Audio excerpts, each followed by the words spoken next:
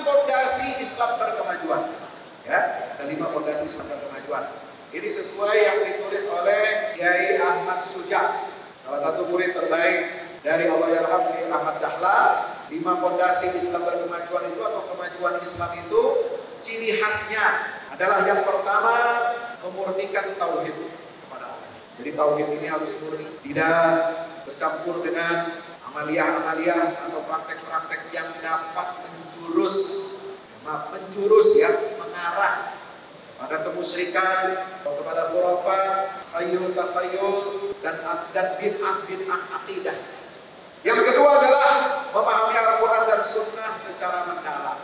Yang ketiga melembagakan amal saleh. Jadi amal saleh harus terlembagakan supaya apa? Supaya gerakannya masif. Amal salehnya bukan hanya individual, hanya sholat untuk diri sendiri, hanya zikir wirid untuk diri sendiri, tetapi amal saleh yang terlembagakan ini itu bersifat fungsional dan solutif, artinya memberikan solusi bagi problem-problem kehidupan umat Islam. Yang keberapa? Keempat, berorientasi kekinian dan masa depan. Jadi jangan hanya melihat masa lalu, nostalgia, glorifikasi, tapi kita harus berorientasi kekinian, bagaimana menggerakkan umat ini agar berkualitas, agar unggul, pendidikannya unggul, ekonominya unggul, kesehatannya unggul, sosial politiknya unggul, jika kita bisa membangun sebuah negara, negeri yang baldatun thayyibatun wa rabbun. Yang kelima, toleran. Muhammadiyah toleran. Walaupun sering dikata-katai, walaupun sering dipojokkan, tapi Muhammadiyah tetap berlapang dada, menerima setiap kritikan, hinaan dan cacian itu dengan kuping yang tebal, bukan kuping yang tipis.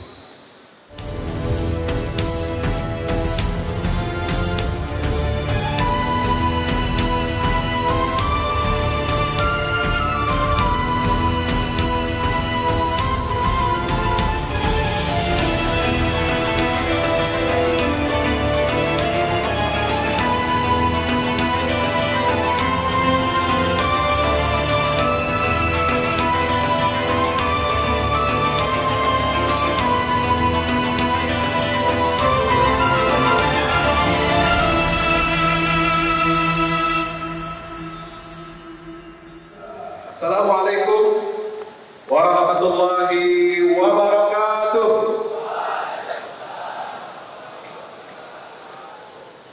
Alhamdulillahirabbil alamin, wassalatu wassalamu ala asyrafil anbiya'i wa imamil mursalin nabiyina Muhammadin wa ala alihi wa ashabihi wa man tabi'ahum bi ihsanin ila yaumiddin.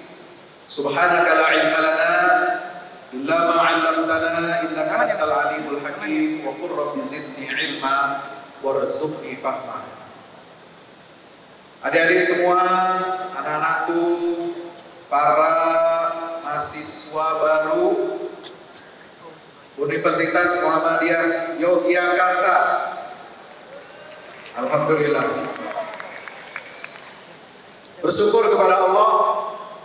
Mari kita sama-sama mengucapkan alhamdulillahirabbil alamin. Alhamdulillah, atas perkenan dan izin Allah kita dapat berjumpa, bertatap muka di siang hari yang berbahagia ini di gedung Sportorium Universitas Muhammadiyah Yogyakarta. Mudah-mudahan nanti semuanya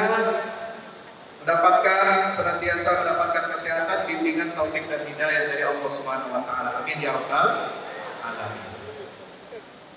Yang kedua, mari kita bersalawat dan salam untuk baginda kita Nabi besar Muhammad sallallahu alaihi wasallam. Allahumma salli ala Muhammad wa ala ali Muhammad. Assalatu wassalamu alaika ya Rasulullah. Yang saya hormati pimpinan jajaran Rektorat Universitas Muhammadiyah Yogyakarta, yang saya hormati Ketua atau Direktur LPPI, Lembaga Pengkajian dan Pengamalan Islam Universitas Muhammadiyah Yogyakarta, guru saya, senior saya di Mesir dulu, yaitu Bapak SIM LCMA. Yang saya hormati seluruh peserta orientasi studi dasar Islam 2022. Alhamdulillah, bangun generasi unggul yang cerdas menuju muslim berkualitas. Perkenankan saya siang hari ini untuk menyampaikan materi tentang Muhammadiyah sebagai role model kemajuan Islam. Ada 3 kata kunci, yaitu yang pertama adalah Muhammadiyah, yang kedua role model, yang ketiga adalah kemajuan Islam. Kita mulai dari yang pertama. Dengarkan baik-baik ya. Bisa? Siap? Sebab nanti materi ini akan ditindaklanjuti, di follow up dalam fokus group discussion FGD. Muhammadiyah ini adalah nama bagi sebuah persyarikatan. Kalau kita tidak menyebutnya sebagai organisasi, mungkin ada yang menyebutnya organisasi, tapi itu jenis organisasi kemasyarakatan biasanya. Ada juga jamaah, ada juga istilahnya jam'iyah.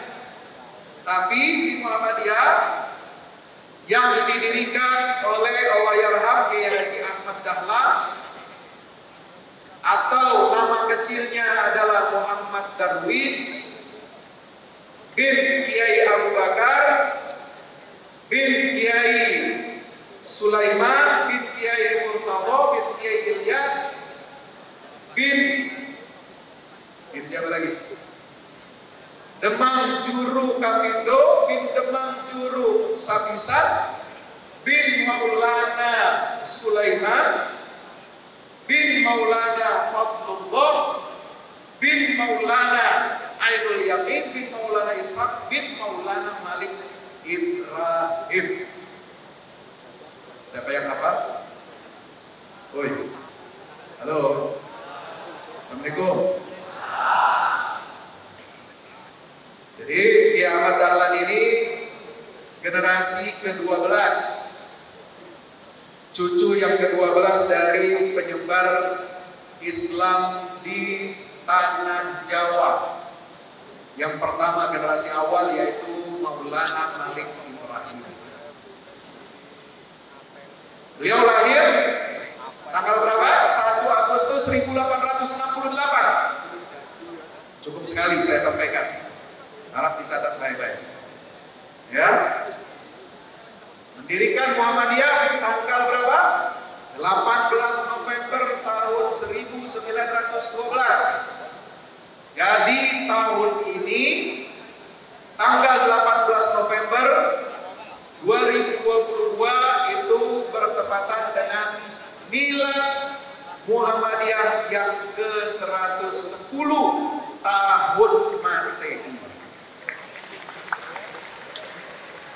Dan bersamaan dengan itu juga nanti akan diadakan muktamar Muhammadiyah di kota Surakarta.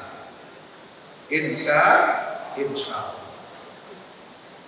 Adik-adikku semua yang dirahmati Allah Subhanahu wa taala, Muhammadiyah ini sebagai sebuah persyarikatan, sebuah organisasi Islam yang berlandaskan Al-Quran dan Sunnah Nabi kita Muhammad Sallallahu Alaihi Wasallam, memiliki ciri khas, yaitu apa yang disebut dengan istilah Islam yang berkemajuan. Kalau dalam materi ini disebutnya kemajuan Islam, tapi sebenarnya intinya adalah Islam berkemajuan, kemajuan Islam ya sama saja. Betul? Apanya yang maju? Apakah ada Islam yang tertinggal? Islam sebagai sebuah agama, Islam sebagai sebuah agama wahyu yang diturunkan oleh Allah Subhanahu wa taala yang diwahyukan kepada seluruh nabi dan rasul sejak zaman Nabi Adam alaihissalam sampai rasul terakhir Nabi kita Muhammad SAW. Itu agama yang dibawa oleh para nabi dan rasul itu adalah satu, yaitu al-Islam. Sesuai dengan firman Allah dalam surat Al-Imran ayat 18, innad dina indallahir Islam. Jadi Islam ini agama asli. Halo.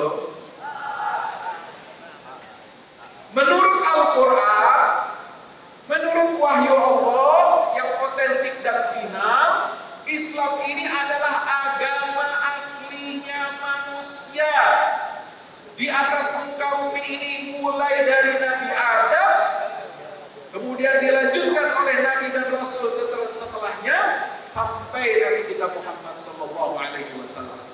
Kalau ada yang mengatakan Islam adalah agama impor, halo, ada yang bilang Islam agama impor? Islam bukan agama asli Nusantara, ada? Woi, ngaca. Belajar lagi, baca Quran yang benar, paham arti dan maknanya, ditadabburi, dibaca sejarah para nabi dan rasul, terutama sejarah nabi akhir zaman, yaitu baginda Rasulullah Muhammad sallallahu alaihi. Islam ini agama asli manusia. Sejak awal diciptakannya Nabi Adam alaihissalam, agama yang dibawa oleh Nabi Adam diwahyukan oleh Allah untuk mengatur dan menata kehidupan manusia di atas muka bumi ini adalah al-Islam. Artinya apa? Berserah diri, tunduk kepada ketentuan syariat atau aturan-aturan yang diwahyukan oleh Allah Ta'ala kepada umat manusia.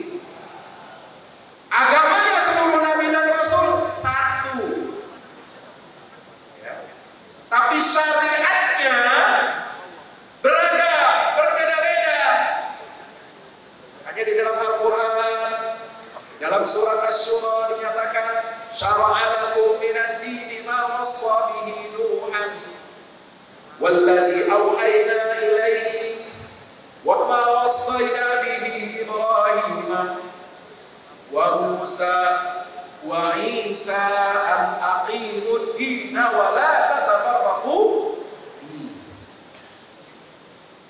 Kalau agama yang dibawa oleh Nabi dan Rasul itu semuanya satu, yaitu al-Islam. Sesungguhnya innad dina, agama satu-satunya. Din adalah agama, disebutkan dalam bentuk tunggal. Dalam bentuk apa? Tunggal.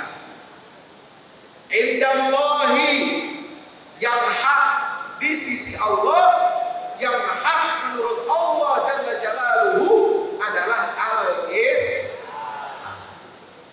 Hanya syariatnya antara Nabi satu, Rasul yang satu dengan Rasul berikutnya berbeda-beda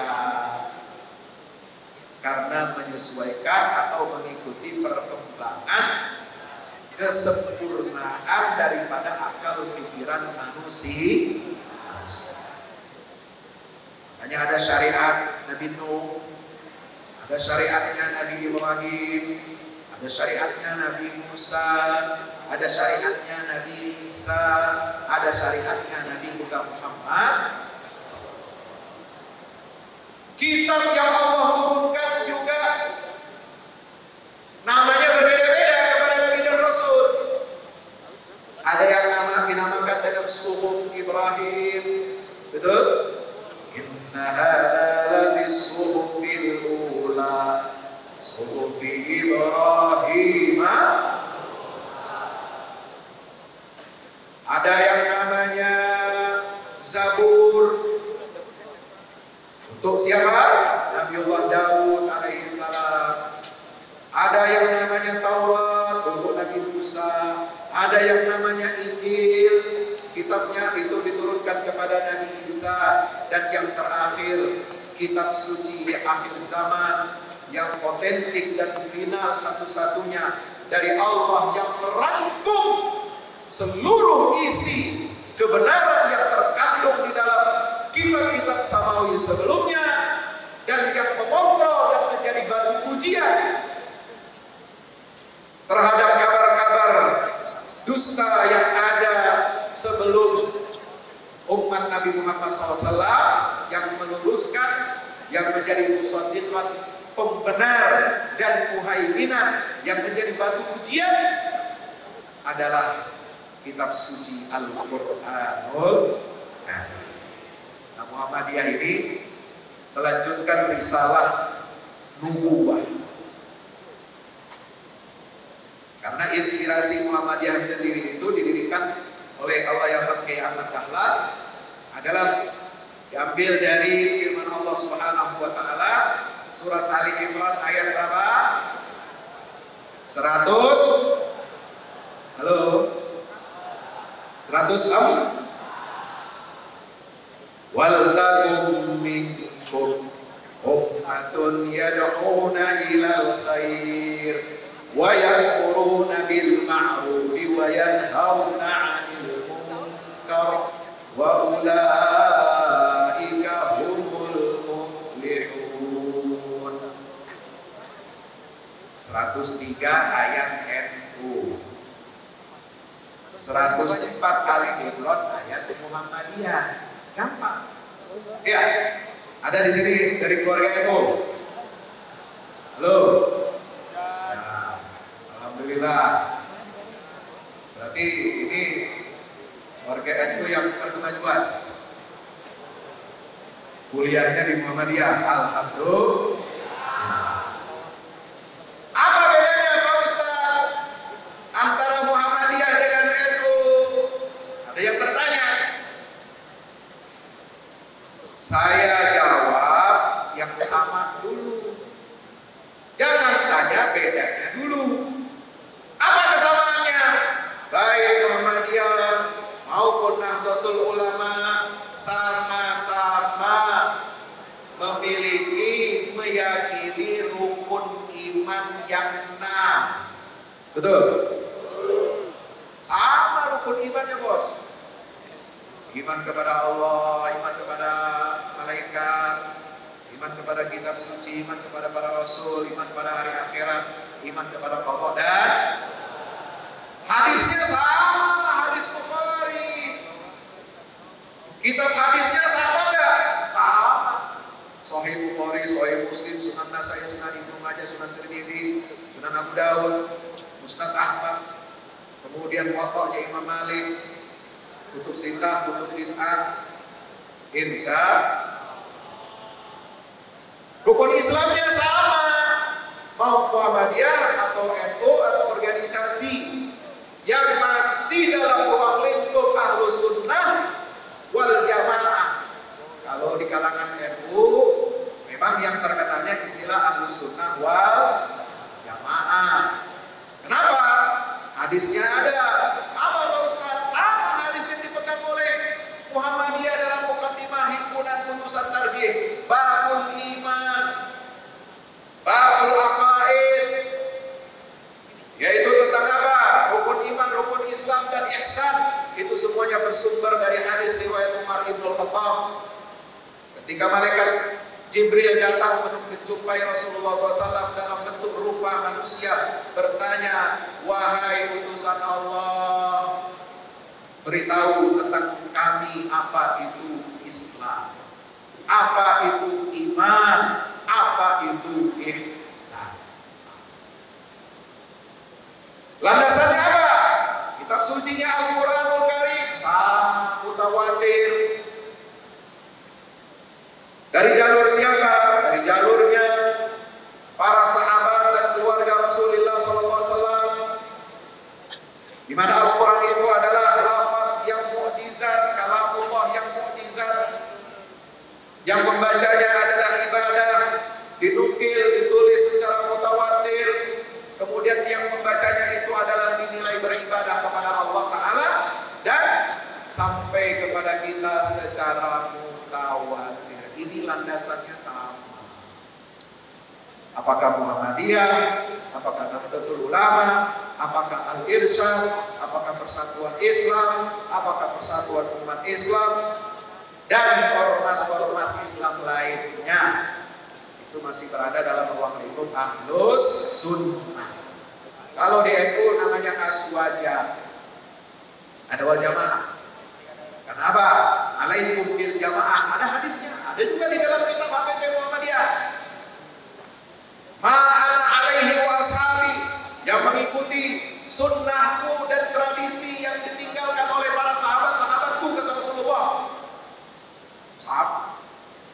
Alhamdulillah. Semua tradisi amaliyah, ubudiyah, baik yang ada di Muhammadiyah, Nahdlatul Ulama, bahkan yang sekarang yang disebut dengan istilah Salafi Wahabi, itu semuanya ada rujukannya, sama kitabnya, cuma pilihannya berbeda.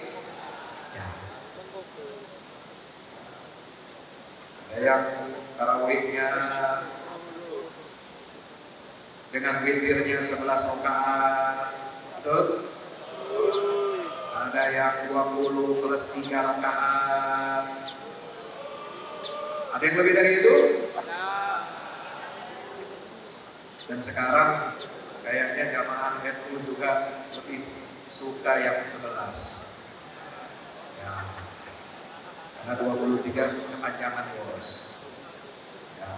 Yang 11, kalau ada yang 11 lebih cepat, lebih cepat. Ya. Tapi 11-nya panjang Pak Ustaz, ya nikmati saja. Alhamdulillah. Adik-adikku semua yang dirahmati Allah Subhanahu wa taala, maka Muhammadiyah sebagai organisasi persyarikatan yang didirikan oleh Kiai Ahmad Dahlan juga memperhatikan bagaimana ingin mempraktekkan, mengamalkan ajaran Islam ini dengan sebenar-benarnya. Nah, mulai masuk di sini rinciannya. Rinciannya itu berbeda, beda pilihan. Kalau di NU itu mengikatkan diri kepada salah satu madhab yang empat dalam fikih, kemudian akidahnya Asy'ariyah Maturidiyah, dan dalam tasawuf atau ihsannya itu mengikuti manhajnya Imam Al-Ghazali dan sebelumnya Imam Al-Junaid Al-Baghdadi, maka Muhammadiyah memilih untuk tidak terikat kepada satu mazhab tertentu, tetapi dengan tetap menghormati empat mazhab fikih di kalangan Ahlus Sunnah wal Jamaah dan mentarjih pandangan-pandangan, akwal atau pendapat-pendapat yang lebih kuat, yang sesuai dengan standar tarjih yang ada di Muhammadiyah. Jadi lebih fleksibel.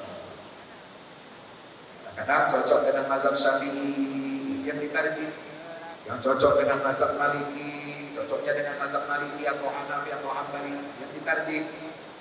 Jadi tidak terikat kepada salah satu mazhab. Tapi tetap kita landasannya harus merujuk kepada Al-Quran, kepada tafsir-tafsir Quran. Tafsir Qurannya di Muhammadiyah, di NU sama. Bacanya kitab tafsir Ibnu Katsir, bacanya tafsir Ibnu Jarir At-Tabari, bacanya Nailul Awtar kalangan Imam Syaukani, bacanya kitab apa lagi? Misalnya Al-Kasyaf kalangan Imam Az-Zamakhsyari, bacanya kitab tafsir Al-Baydawi, Anwarut Tanzil wa Haqa'iqut Ta'wil. Tapi bedanya Muhammadiyah juga membaca kitab-kitab tafsir yang modern yang ditulis oleh Al-Imam Muhammad Abduh dan As-Sayyid Muhammad Rashid Ridho, yaitu tafsir Al-Mana. Maka dari sinilah Kiai Ahmad Dahlan merumuskan ideologi perjuangan Muhammadiyah, etos amal Islami sesuai dengan garis ideologi Muhammadiyah, itu diramu dari pemikiran para ulama mutaqaddimin dan mutaakhirin.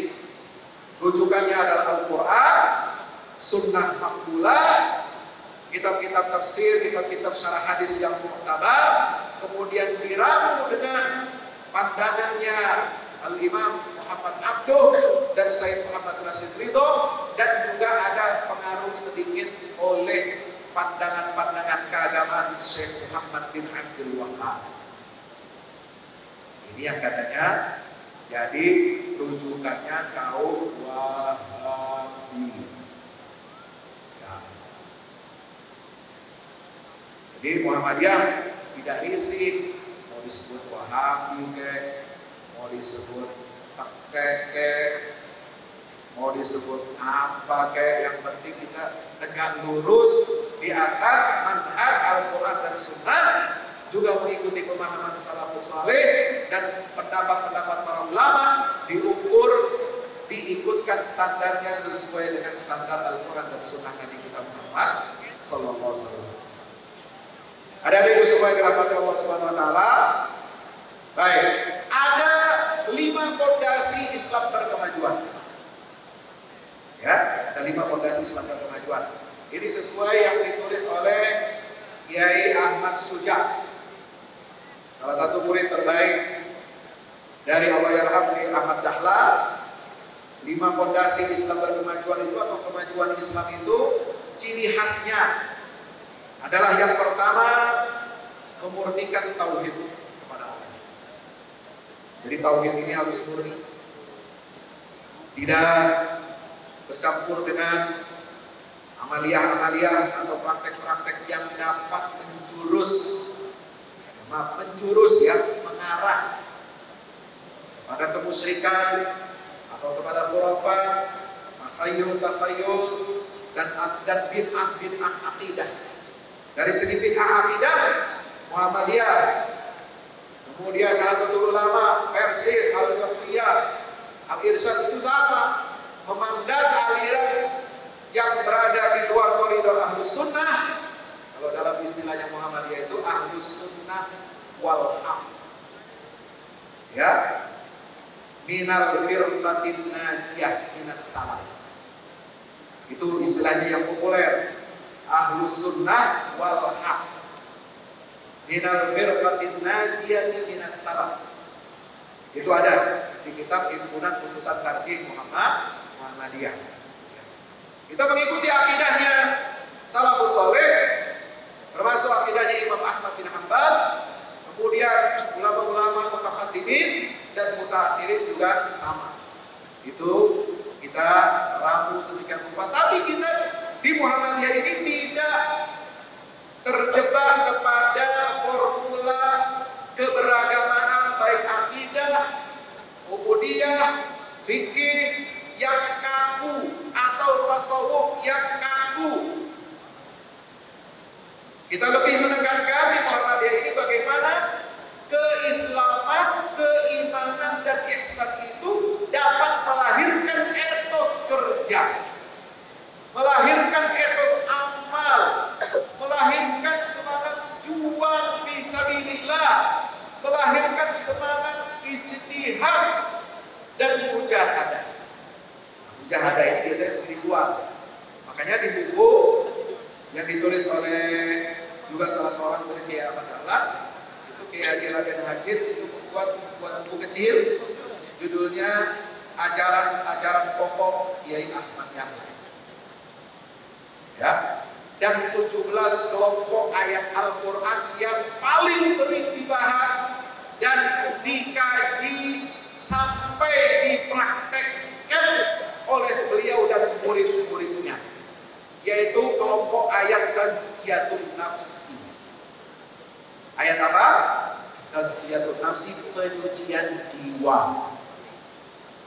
Kemudian rangkaian ayat surat Al-Ma'un, ini etos bagaimana keislaman dan keimanan itu tidak boleh mandek berhenti hanya kepada tataran iman yang teoritis,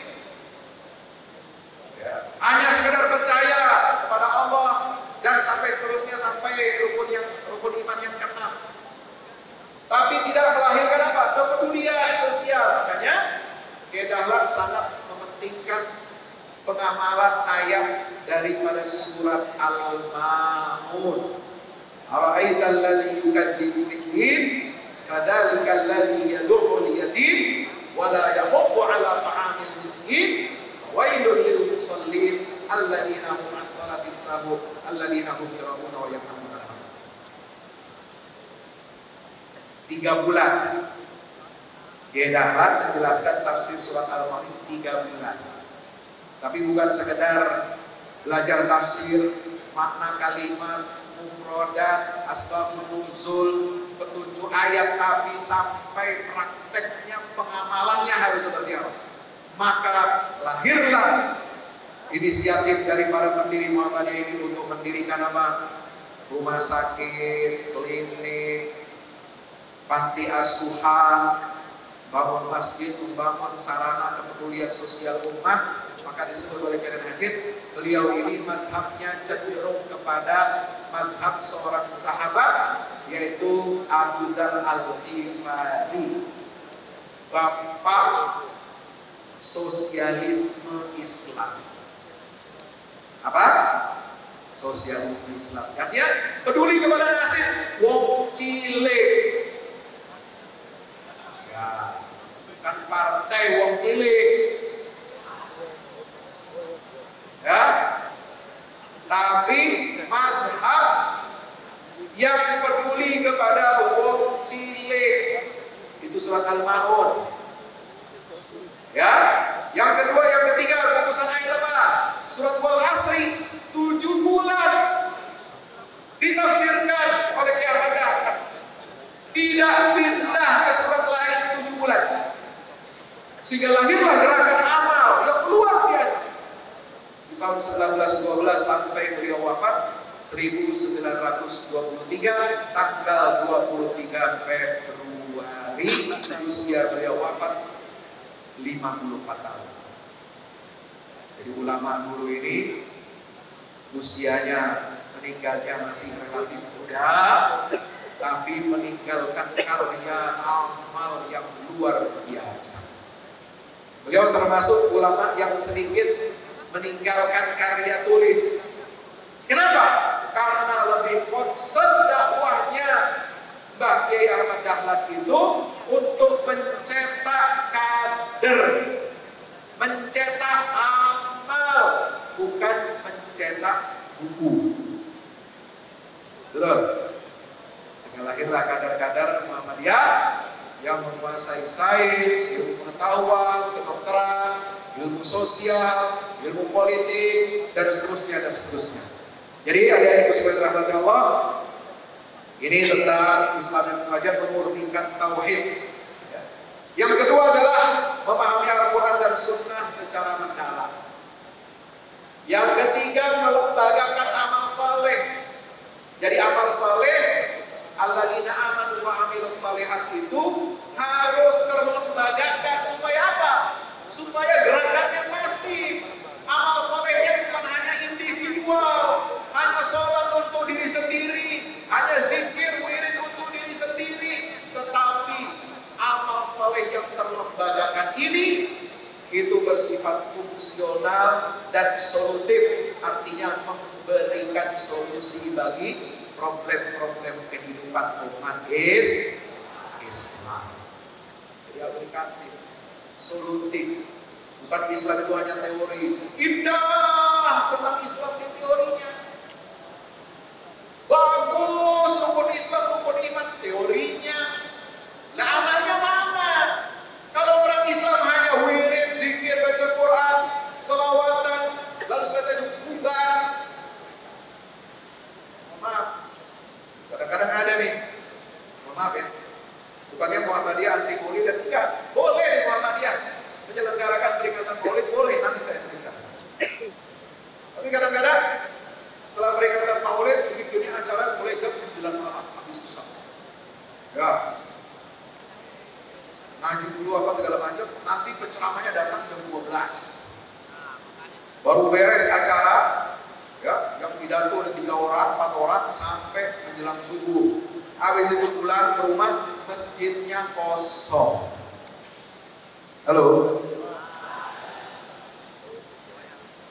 Begitukah Islam? Masjid yang harus dimakmurkan, masjid yang harus terisi suatu waktu, bukan kosong. Ya, Muhammadiyah tidak anti menggelar peringatan Maulid, ada peringatan Maulid. Nanti saya sebutkan. Ya.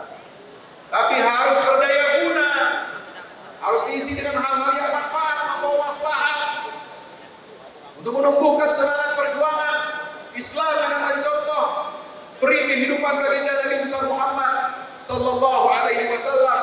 Lahirlah etos peradaban Islam yang dilanjutkan dari periode Madinah, lalu Nabi wafat dilanjutkan Khulafaur Rasyidin, berhasil menaklukkan Persia dan Romawi, dan selanjutnya umat Islam ini berhasil menguasai 2/3 dunia. Puncaknya umat Islam berhasil menaklukkan Konstantinopel atau ibu kota Bizantium Timur yang sekarang menjadi kota Istanbul. Di mana?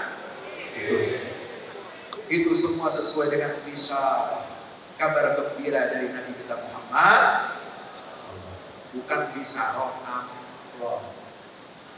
Halo. Bukan urusan amplop, bos.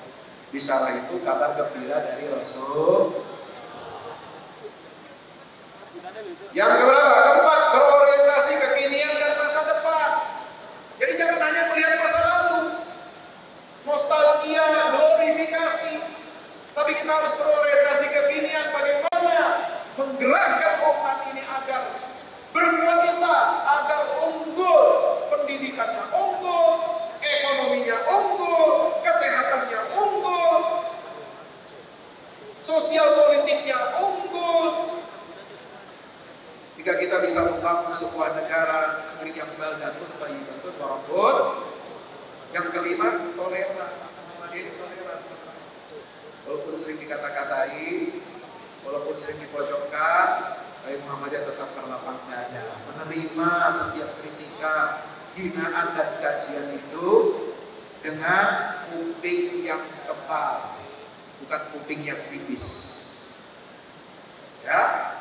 Nah, adik-adik semua, kalau tadi ada yang tanya apa bedanya Muhammadiyah dengan NU, ya bedanya sedikit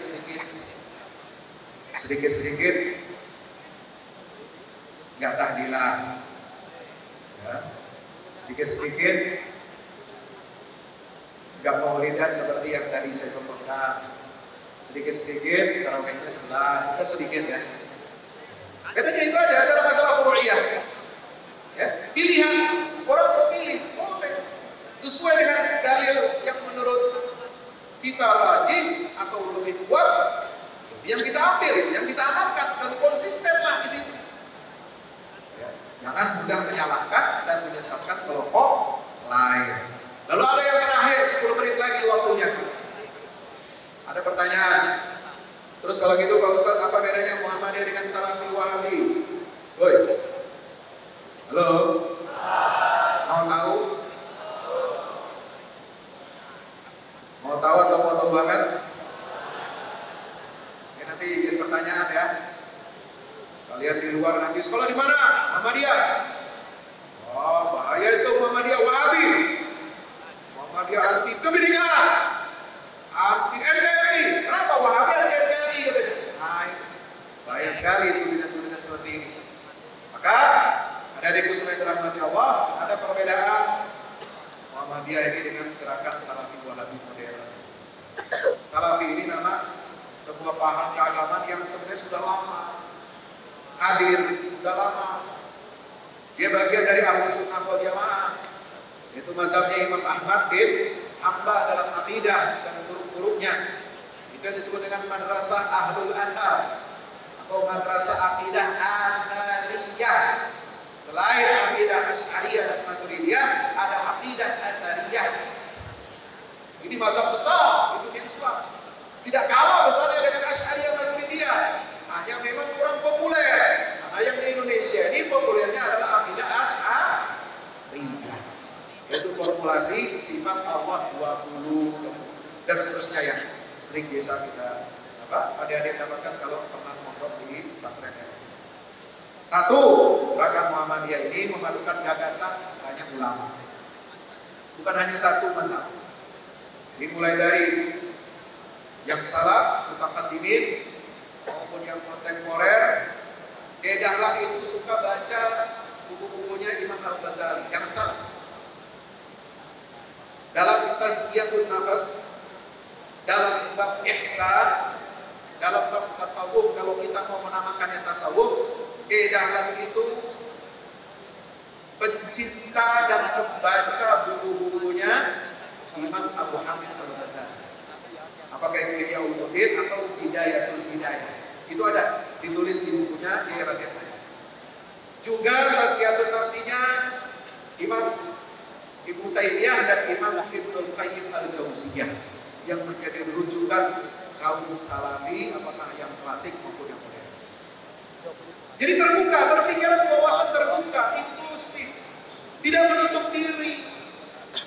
Ya, ini yang membedakan Kiai Dahlan dengan kiai-kiai di zaman beliau yang hanya berkutat kepada bacaan kitab-kitab satu mazhab, satu pemikiran, tapi tidak membuka diri kepada pemikiran-pemikiran yang lain yang berkembang di dunia Islam. Jadi Muhammadiyah menekankan purifikasi akidah dan ibadah. Nah ini sama, mirip dengan Salafi, Wahabi, memang sama purifikasi akidah dan ibadah. Tapi dalam hal muamalah, Muhammadiyah itu melakukan modernisasi dan dinamisasi. Kalau Salafi Wahabi penekanannya, muamalah juga harus purifikasi. Atau apa purifikasi? Artinya ya pembersihan. Artinya mengikuti manhaj yang pertama dan diartikan secara harfiah. Yang kedua, Muhammadiyah memahami Quran Sunnah dengan akal pikiran. Jadi pakai ijtihad, bukan hanya teks, bukan hanya nakli. Ada dalil nakli berdasarkan teks Quran dan hadis, ada dalil akli seperti qiyas, ada ijma', ada istisar, ada masalih mursalah dan sebagainya. Nah, yang repot bahaya ini kalau pakai dalil ngakali, bukan dalil akli. Nah, ini biasanya orang liberal, memahami Quran, memahami hadis, nggak mau pakai rujukan Al-Quran, Sunnah, pendapat ulama yang mu'tabar, tapi mau pendapat yang bebas, bahkan merujuk kepada orientalis, kepada ahli fasik, kepada orang-orang yang tidak percaya beriman kepada kerasulan Nabi Muhammad SAW. Nah, Muhammadiyah tidak begitu. Meskipun menggunakan akal pikiran yang bebas sesuai dengan jiwa Al-Quran dan Sunnah, tapi ada rambu-rambunya. Gitu. Ada di Muhammadiyah. Hanya ada manhaj tarjih. Alhamdulillah. Sementara kalau Salafi itu memahaminya secara literal. Ya. Yang ketiga, Muhammadiyah menerima kemodernan, melakukan modernisasi. Tapi kalau kalangan Salafi Wahabi ini menolak modernisasi, tapi juga mereka walaupun menolak modernisasi Barat, tapi yang namanya teknologi dipakai juga. Mic-nya dipakai, mobil Alphard-nya juga dipakai, kan begitu. Alat podcastnya dipakai, ya. Jadi kita harus seimbang, ya, antara modernisasi, tetapi kita harus menyaring nilai-nilai yang ada terkandung dalam modernisasi dan globalisasi yang datang dari Barat. Baik, adik-adik sekalian dirahmati Allah, bagaimana tentang budaya Barat atau budaya lokal? Ya, menurut Muhammadiyah, kalau sesuai dengan ajaran Islam, ada yang sesuai, maka diterima. Dan kita melakukan islamisasi terhadap budaya lokal yang tidak Islami. Yang keempat, Muhammadiyah itu berdakwah kepada Muslim dan non-Muslim. Berdakwah kepada Muslim supaya menjadi Muslim yang ideal, berdakwah kepada non-Muslim supaya mereka mengerti tentang ajaran Islam, sehingga tidak menuduh, tidak menghina ajaran Islam. Mereka didakwahi supaya mereka kenal ajaran Islam. Syukur-syukur setelah didakwahi mereka mau sukarela memeluk agama Islam. Tapi kalau biasanya kalau kelompok Salafi Wahabi ini dakwahnya lebih fokus kepada muslim, kepada sesama muslim agar ikut bermanhaj salaf. Kalau Muhammadiyah lebih inklusif ya, tidak harus karena salafnya dipercaya, tapi dia menjadi muslim yang ideal, yang mau meneguhkan etos iman dan amal saleh. Yang kelima, amar ma'ruf nahi munkar di Muhammadiyah dilakukan baik secara individual maupun kelembagaan. Jadi amal saleh, amar ma'ruf nahi munkar harus dilakukan secara individual maupun terlembaga. Bisa dengan pengajian secara individual, tabligh individual, tapi juga melalui kelembagaan, melalui amal usaha yang disebut amal usaha Muhammadiyah. Kalau negara punya BUMN, kalau pemerintah daerah punya BUMD, maka Muhammadiyah untuk menjalankan operasional kegiatannya, menjalankan misi-misi organisasinya, dari mana uangnya? Halo? Dari hasil amal usahanya. Apa saja bentuknya? Universitas ini amal usaha. Rumah sakit yang berbayar, yang bukan yang bersubsidi juga amal usaha. Klinik amal usaha. Sekolah dari TK sampai perguruan tinggi semuanya amal usaha. Jadi itu hasilnya kembali untuk menggerakkan dan menggeliatkan dakwah Islam. Jadi tidak perlu apa? Tidak perlu minta-minta, ngemis-ngemis. Tapi kalau dikasih akan kesana. Tapi kita nggak minta. Ya, apa yang dirahmati Allah Subhanahu wa taala. Saya kira adik-adik semua, ini yang dapat saya sampaikan. Masih banyak sebenarnya ya tentang politik, kenegaraan, kebangsaan. Muhammadiyah ini turut mendirikan NKRI, memperjuangkan negara yang berdatul taimatul maghfur, dan menjadikan komitmen Indonesia adalah Darul Ahdi Wasyahadah. Apa itu Darul Ahdi Wasyahadah? Negeri perjanjian seluruh komponen bangsa dan asyahadah sebagai negeri tempat aktualisasi pembuktian kebenaran ajaran Islam. Ya, tidak seperti kalangan Salafi yang sebagian itu hanyalah ada yang patuh mutlak kepada pemerintah. Ya, prinsipnya sami'na wa ata'na. Ya, prinsipnya walaupun hartamu diambil, dijarah, punggungmu dipukul oleh ulil amri, ya kamu harus terima. Walaupun BBM naik, ekonomi mencekik, ya kamu harus terima. Wis, terima saja, tidak usah protes. Ya, baik kalau Muhammadiyah ada kritis, tapi responsif, bertanggung jawab terhadap bangsa dan negara. Kalau ada kebijakan negara yang keliru, kebijakan pemerintah yang keliru, kita tidak segan-segan untuk mengoreksi dan menyampaikan aspirasi umat yang sesuai dengan maslahat rakyat banyak. Alhamdulillah. Saya kira itu nanti kita kembangkan dalam diskusi. Terima kasih atas perhatiannya adik-adik semua. Kebersamaannya kita pada siang hari ini karena waktu saya terbatas. Saya pukul 2.15 harus kembali ke bandara Jogja International Airport. Terima kasih. Assalamualaikum warahmatullahi wabarakatuh.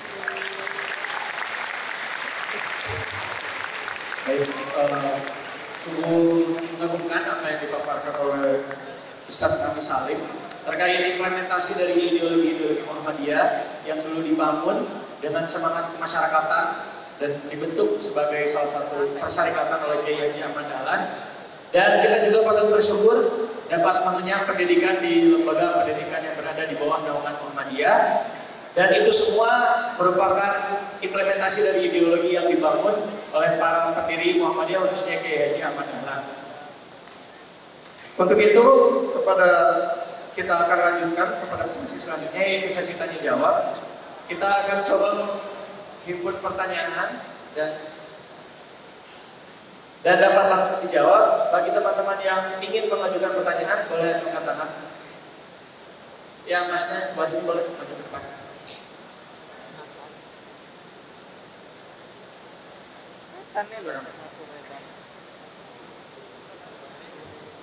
Wetan nih wetannya.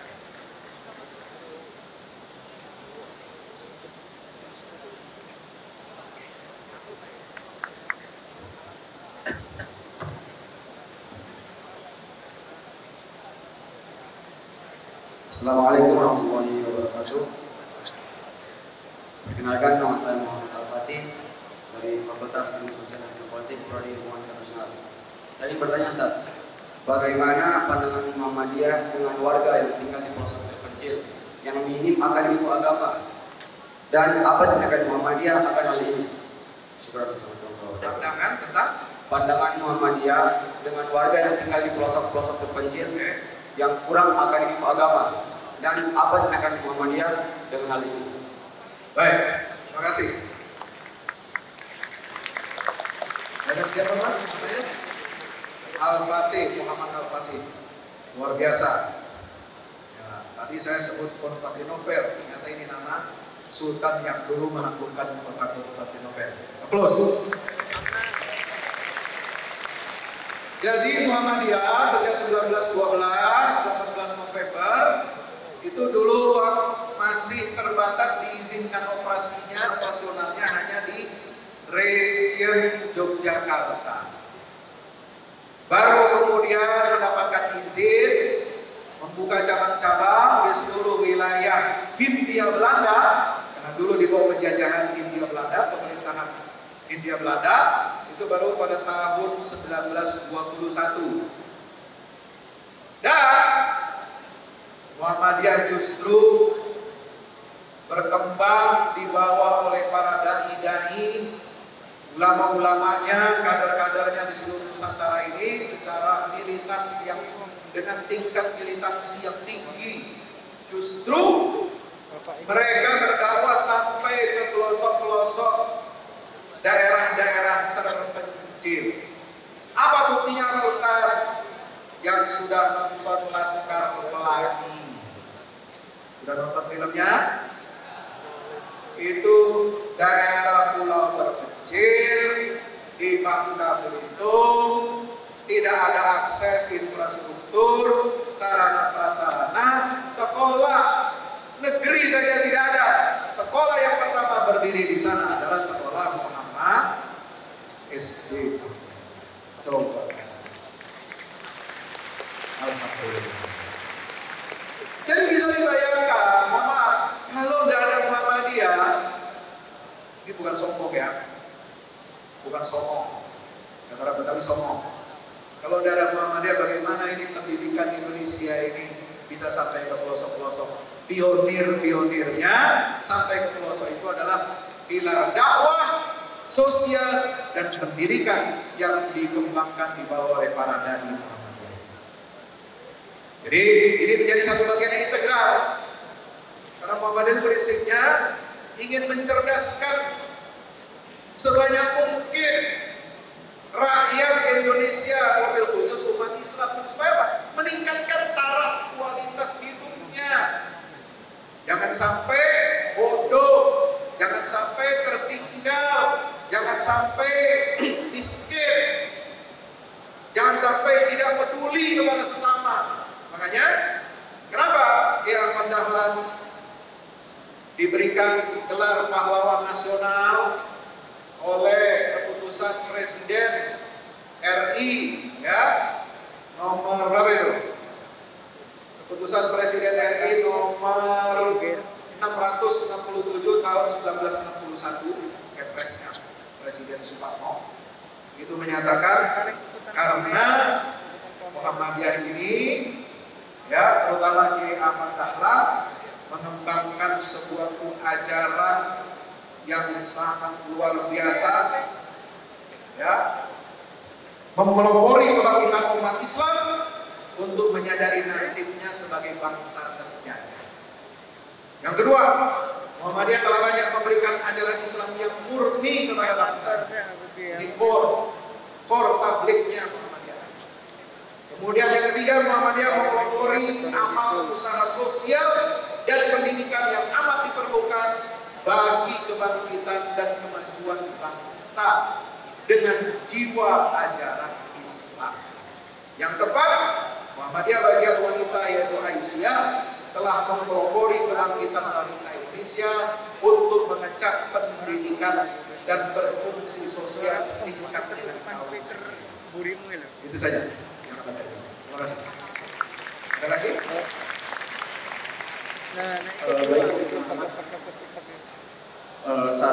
Kita coba satu pertanyaan lagi. Boleh bagian yang mengajukan pertanyaan dari sebelah sini? Ya boleh, pasti.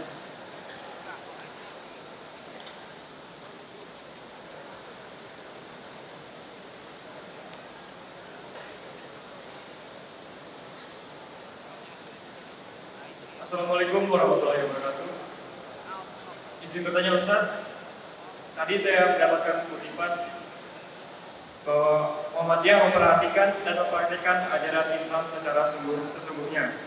Nah, bagaimana pandangan Muhammadiyah terhadap orang-orang yang masih melaksanakan dan mencampur adukan antara budaya dengan keislaman?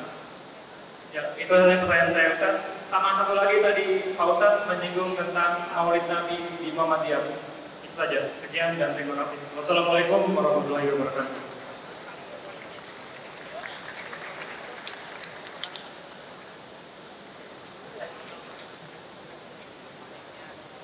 Pertanyaan pertama tentang bagaimana sikap Muhammadiyah tentang percampuran ajaran Islam dengan budaya lokal.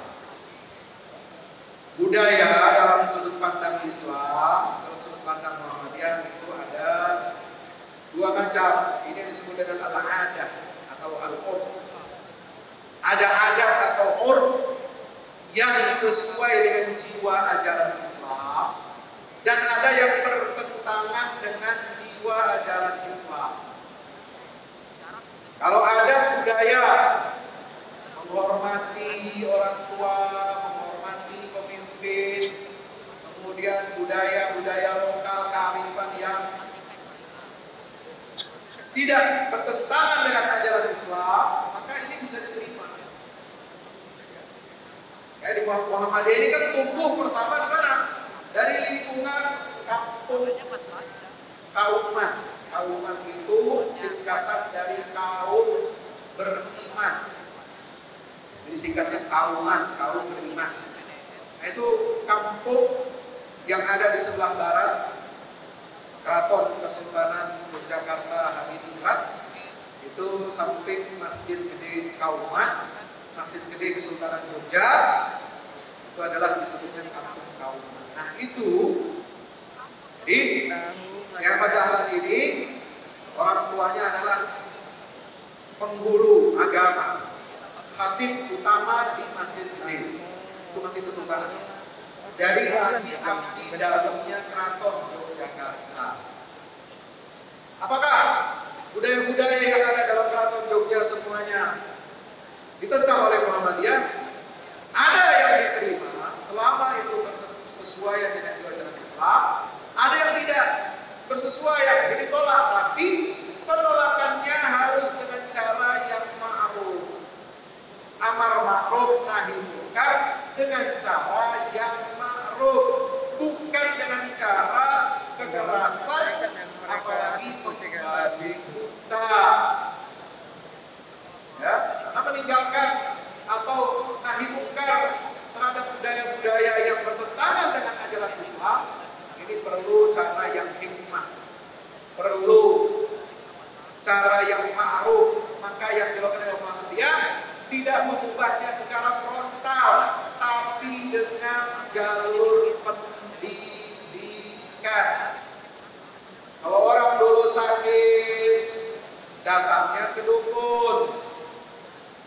Maka dirubah karakter sosiologis masyarakat itu, yang biasanya sakit diobati dengan cara yang tidak rasional, tidak ilmiah, tidak saintifik, maka diubah caranya oleh Muhammadiyah dengan membangun rumah sehat atau rumah sakit. Ada dokternya, ada ilmu medisnya. Menentukan arah kiblat. Lihat, sudah pernah ke Masjid Gede Kauman? Pokoknya arah kiblat masjid, pokoknya ke barat mana?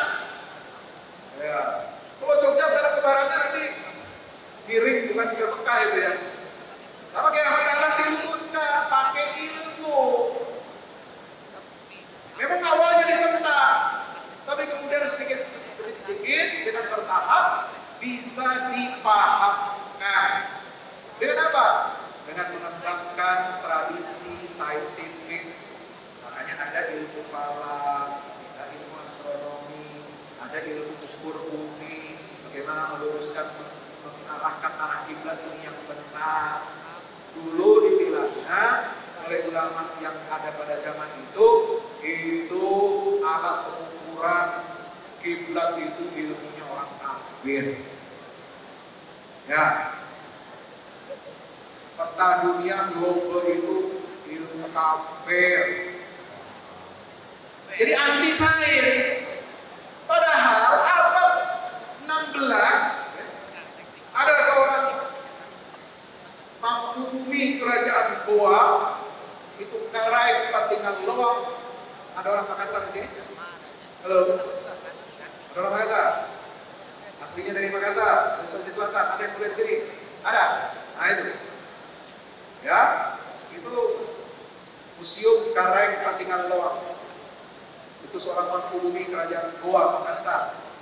Ya, pamannya Sultan Hasanuddin yang terkenal itu cinta kepada ilmu pengetahuan sains. Dia beli globe, dia beli peta dunia, dia bayar dengan uang yang mahal, bahkan khusus ilmuwan Eropa bikin peta dunia yang paling akurat pada zaman itu dengan harga yang tinggi, dan yang membeli orang Nusantara, orang Islam.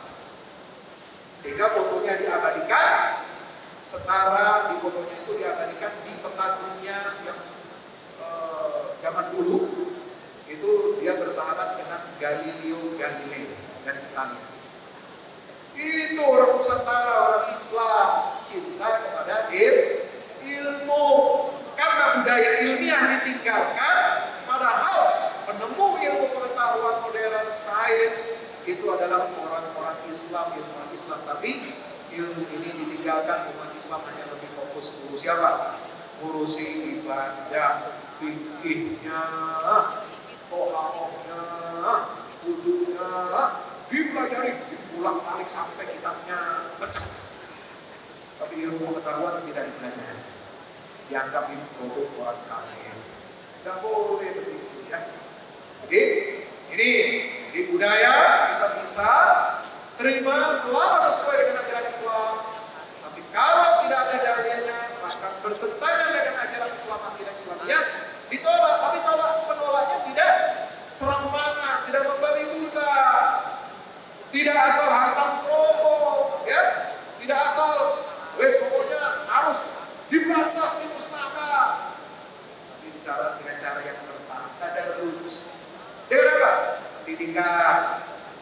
Kalau orang sudah berpendidikan, orang sudah memiliki budaya ilmu yang tinggi, maka dia akan meninggalkan budaya-budaya yang tidak sesuai dengan ajaran Islam.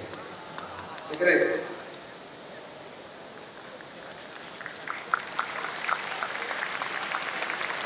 Baik, kalau dari penyampaian yang telah sama-sama. Oh ya, tentang Maulid Nabi tadi. Ada lagi yang ketinggalan. Jadi menurut Muhammadiyah, peringatan Maulid Nabi itu boleh dilakukan jika membawa maslahat.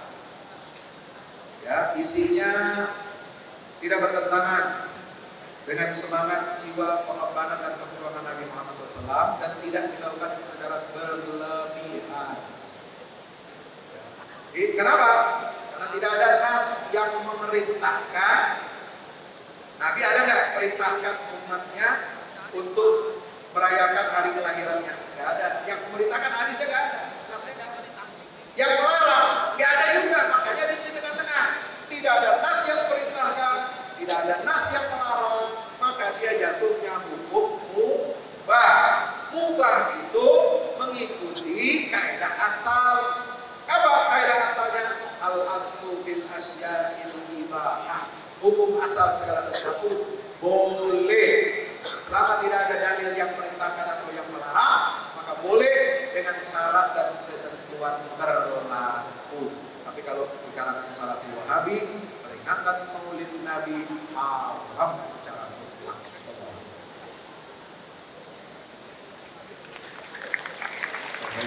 Teman-teman, telah sama-sama kita dengar dan simak materi yang disampaikan khususnya terkait Muhammadiyah sebagai role model kemajuan Islam, dan kita tadi juga sudah berdiskusi mengajukan beberapa pertanyaan dan menjawab beberapa pertanyaan. Lalu untuk menutup, saya meminta Bapak Fahmi Salim untuk menyatakan closing statement dan execution untuk menutup pertemuan kita pada siang hari ini.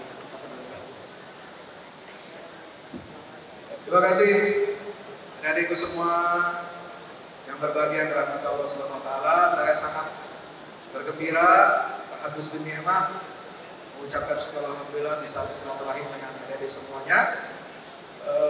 Mudah-mudahan dengan ta'aruf masa kita dan dengan adanya orientasi studi dasar Islam tahun 2022 ini, kita bisa memulai langkah mengadakan transformasi, perubahan. Bagaimana cara kita mengenal Islam lebih baik, menjaga ukhuwah Islamiyah dengan lebih baik, dan yang ketiga, meningkatkan kualitas taraf hidup umat Islam. Apapun mazhabnya, apapun aliran akidahnya, apapun aliran fikihnya, asal sesuai dengan koridor Nabi SAW dan para sahabatnya.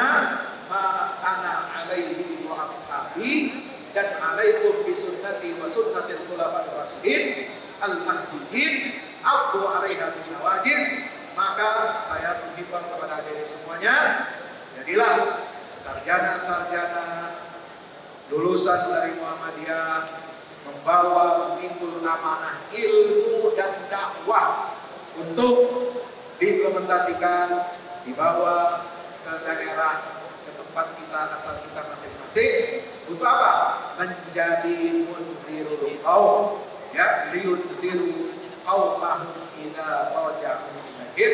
Kita punya tanggung jawab sosial, kita punya tanggung jawab keumatan, bukan hanya orientasi untuk cari kerja, bukan hanya orientasi dapat jabatan, pangkat, gaji yang tinggi, tapi jadilah orientasi hidup kita ini untuk beribadah kepada Allah, dan ilmu yang kita kuasai, spesialisasi ilmu yang kita miliki, gunakan untuk dakwah di jalan Allah Subhanahu wa taala dan untuk memuliakan agama Islam. Insya demikian dari saya.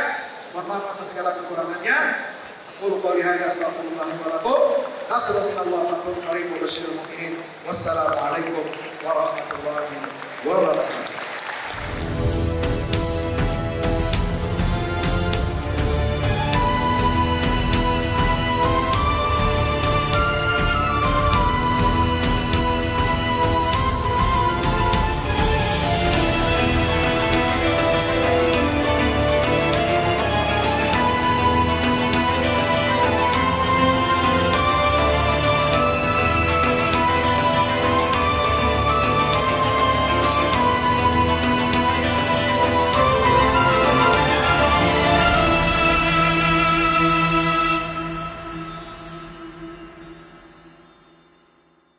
Ya, itu apa, tangga buat ke bawah, yang ini di atas buat toren 2 biji. Ini semua udah dikeliling tembok ya. Ini untuk lantai paling atas buat futsal, buat jemuran, buat tanaman hidroponik juga ntar insya Allah ya. Terus support ya teman-teman. Alhamdulillah terus selesai pengecorannya semuanya ya. Ini progres kita terbaru dan jadi buat olahraga, buat utilities ya, multiguna. Nah kita turun sini semua. Ini lantai 3. Ini untuk asrama ya, untuk kamar-kamar, dan nah di situ musola. Nanti di situ musola ya. Ini kamar-kamar dan musola buat santri-santri tahfiz kita insya Allah.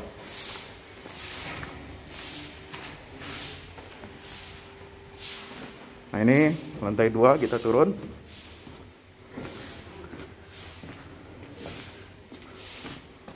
Ini untuk kelas-kelas ya, kelas-kelas tahfidz, kelas-kelas tadabbur. Insya Allah mau udah jadi. Alhamdulillah berkat dukungan antum semua. Nah tinggal ke bawah, di sini buat aula semua di sini ya.